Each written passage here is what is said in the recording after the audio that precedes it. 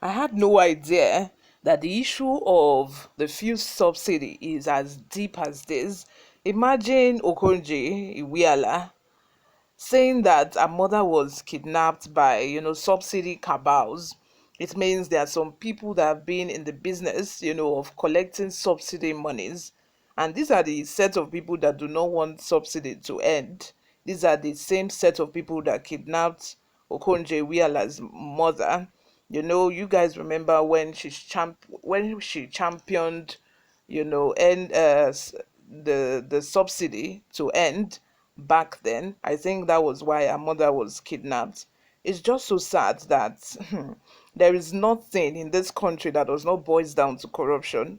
There is hardly ever anything that you will not trace back to corruption. That is why, when Tinubu, the government, was saying that they're going to introduce palliative instead of, fuel subsidy, I was of the opinion that the two are still going to end up the same way. Palliative is still going to end up the same way subsidy ended up. The intention is good, but in a system that works, of course palliative will work. But in this Nigeria, in this country, palliative cannot work. It will just end up the same way that subsidy worked, the same way subsidy ended. You all, before we go into the details of today's news, if you haven't subscribed to this channel, please do well to subscribe, turn on the post notification bell so that you'll be the first person to get notified whenever we upload a new video. Give this video a massive thumbs up so that it gets recommended to other YouTube viewers all around the world. Lastly, leave your opinions in the comment section below. Without further ado, let's delve right into the details of today's news. Those behind petrol subsidy are powerful. My mother was kidnapped because of it. Okonjo-Iweala. Those behind petrol subsidy in Nigeria are mostly the movers and shakers in the society.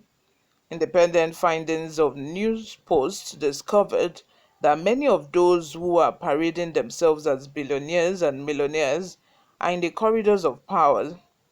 They are entrenched and have been pulling strings behind the scenes to frustrate past government efforts to get it removed. To buttress this fact is Dr. Okonjo-Iweala, former Minister of Finance and presently the WTO Director General. She, as the Minister of Finance and Economy Coordinator, struggled with the same issue. Looking back, she spoke of how the proposal to end the subsidy met with substantial resistance, including a personal ordeal involving the kidnap of her mother. In a recent viral video, Okonjo-Iweala discussed her efforts to eliminate fraudulent subsidies. We audited about $8.4 billion worth of claims, and we found out $2.5 billion worth of fraud. That is, many of these marketers were trying to claim $2.5 billion fraudulently, she said. This revelation was, she claimed, met with fierce opposition from those who benefited from the flawed system, leading to intense personal and professional repercussions. Shockingly, Okonjo-Iweala said her mother was kidnapped by individuals demanding her resignation. She said, and I quote, "My second example has to do with a very specific one in my country, the cleanup of a fuel scarcity regime in 2012 during my second stay as finance minister. Nigeria has a physically challenging fossil fuel regime. The country exports crude oil and imports fuel. because their refineries are in a very bad shape and provides a subsidy for the refined oil as support, pardon me. At the end of 2011, a total of 1.73 trillion naira, equivalent to $11 billion, was submitted as claims for subsidy by 143 marketers who were importing the product. These numbers seemed horrendously large compared to what I had last when I was in government in 2006, which was close to $2 billion in subsidy. So we decided to study these claims. We audited about $8.4 billion worth of claims, and we found out $2.5 billion worth of fraud. That is, many of these marketers were trying to claim $2.5 billion fraudulently. With the full backing of the president and the economic team, we decided that we were not going to entertain these claims or to pay. The pressure from affected marketers was tremendously, not only to say we would not pay, but also to say we would clean up the whole mechanism for the subsidy claims and put in place something more transparent, something clearer. This did not go down well with them when we insisted on our position of non-payment and implementation of a new verification regime. These and well-connected interests were angered and came to blame me personally for this. There were personal consequences. My 83-year-old mother, a retired professor of sociology, was kidnapped by four young men and held for 5 days. She was totally terrified. She asked them why she had been kidnapped, and they told her because your daughter, the finance minister, refused to pay oil marketers their dues.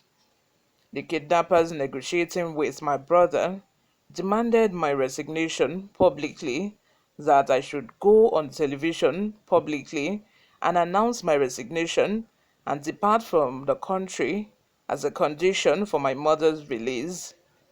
Needless to say, these were some of the worst days of my life. Imagine when you are in a position you want your parents, all of whom are here with you today, and your relative to be proud of you. You want to be a source of good for your family. You can imagine how I felt sitting there and thinking, just because of trying to do something right, to implement a policy that was good for the country, to lead to the taking of my mother's life. These were some of the worst days of my life. With my father's support and the firm resolve of a president, we all decided I should not give in to the blackmailers, and I refused to resign.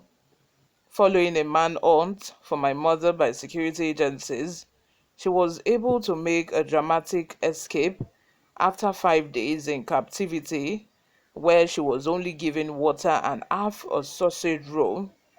So here with the well-justified cleanup and reform of a policy, but implemented in a dangerous reform environment where the losers in the reform, where the entrenched vested interests decided to fight back to derail implementation.